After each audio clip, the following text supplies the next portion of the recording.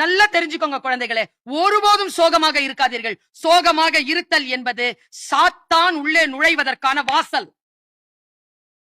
ஆனந்தித்திருங்கள், மகிழ்ச்சியா இருங்க எப்பவுமே.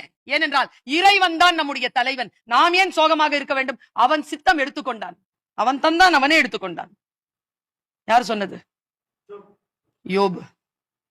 யோபு சொன்னார், அவன் தந்தான், அவன் எடுத்துக்கொண்டான். கடைசி வினாடி வரைக்கும் சொன்னாரா இல்லையா? Never give up. அதான் விசுவாசம். கடைசி வரைக்கும்.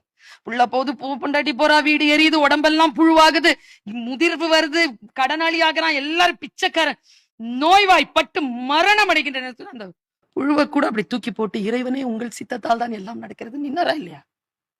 கடைசியாக உயிர் பிரிகின்ற பொழுது இயேசு கிறிஸ்து சொன்ன 7வது வார்த்தை என்ன? இந்த சப்மிஷன் இருக்குல்ல, இந்த சப்மிஷன் வந்தா நீங்க பைபிளை படிக்கிறீங்கன்னு அர்த்தம்.